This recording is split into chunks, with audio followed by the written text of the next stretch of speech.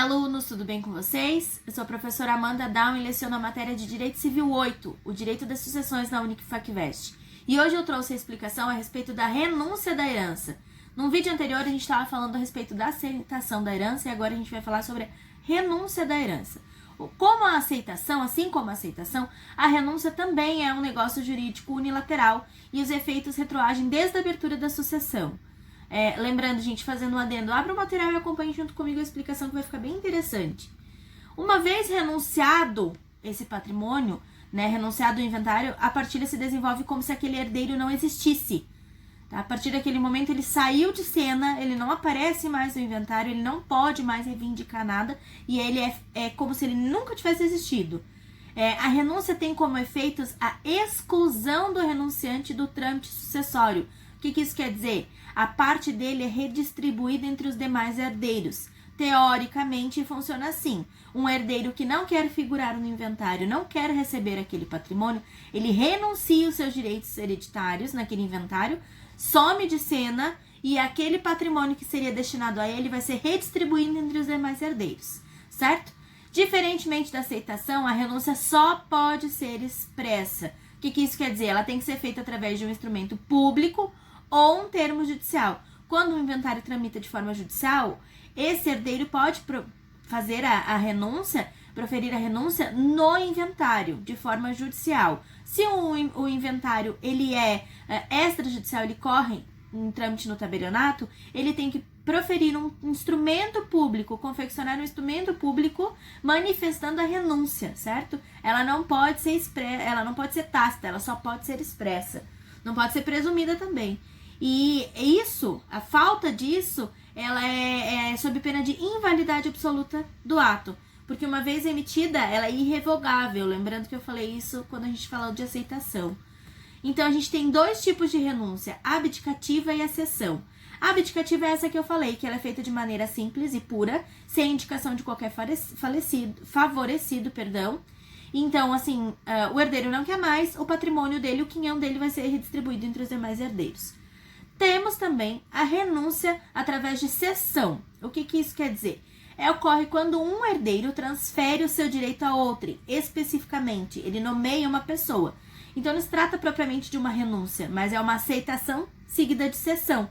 Ou seja, ele vai destinar aquele patrimônio que era dele para outra pessoa, mas essa pessoa que vai figurar no inventário, não ele, tá? E ela deve ser feita mediante escritura pública, porque o direito de herança, ele é considerado um bem imóvel. Então, tem que ser feita uma escritura pública para isso. Para que seja válida, a renúncia deve ser feita por um indivíduo com capacidade jurídica, assim como a aceitação, e os incapazes não podem renunciá-la, ainda que contem com seus representantes. Então, uma diferença entre a aceitação e a renúncia. Na aceitação, ela pode ser feita através de curador e tutor. O incapaz pode ser representado. Na renúncia, não. Os tutores e curadores não têm poderes para renunciar os direitos hereditários. Então, os incapazes vão permanecer no inventário de forma independente. A renúncia não pode ser feita com o intuito de lesar credores. Para evitar essa situação, é possível que os credores aceitem a herança em seu lugar. Por que muitas das vezes alguém renuncia a herança ou renuncia por cessão para outro herdeiro? Para lesar credores. Tenho uma dívida, sei que meu credor vai se aproveitar dessa situação para conseguir me cobrar, vai receber através daquele patrimônio que eu tenho no inventário e eu vou renunciar a minha herança ou por cessão para um dos meus irmãos ou através da minha mãe, alguma coisa do gênero, ou vou renunciar de forma abdicativa, o meu patrimônio vai ser dividido entre os meus irmãos, porque eu prefiro, teoricamente, que os meus irmãos fiquem com aquele patrimônio do que os meus credores. Se um dos meus credores entender que isso é uma forma de lesão, ele pode, inclusive, anular a minha renúncia. Porque essa renúncia ela tem que ter um caráter simplesmente de abster de receber o patrimônio, não de lesionar credores. E seria muito simples se isso pudesse acontecer. Muitas das pessoas iam acabar deixando de receber o patrimônio para não pagar as dívidas, tá? Então, o que acontece? Esse credor, ele pode vir a figurar no inventário em meu favor, em meu nome, para receber aquele patrimônio. A renúncia, ela tem dois efeitos importantes, que o primeiro dele é a exclusão da sucessão, do herdeiro renunciante. Ele vai ser tratado como se ele jamais houvesse sido chamado no inventário. E o segundo efeito é o acréscimo da parte renunciante a dos outros herdeiros da mesma classe. Então, se o falecido tinha vários filhos e um renunciou, aquele pedaço, aquela cota vai passar para os irmãos sem prejuízo dos seus filhos. Porque além do renunciante, toda a sua estirpe, ela é tida como se nunca tivesse existido. Então é muito interessante a gente pensar nisso. Naquele momento, eu estou renunciando para os meus irmãos. Só que os meus filhos não vão poder requerer aquele patrimônio.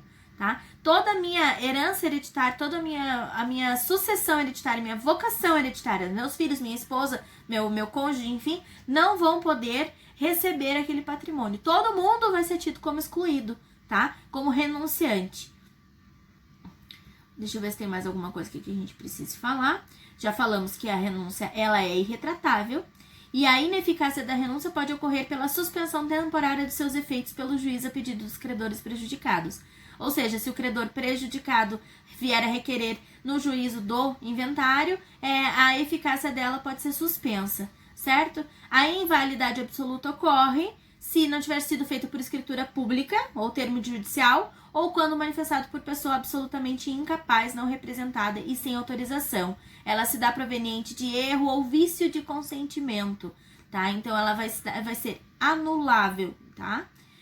Também acontece se o renunciante for casado em qualquer um dos regimes que não for o de separação obrigatória de bens. E a esposa, né, ou o marido tem que anuir da mesma forma, tem que renunciar junto.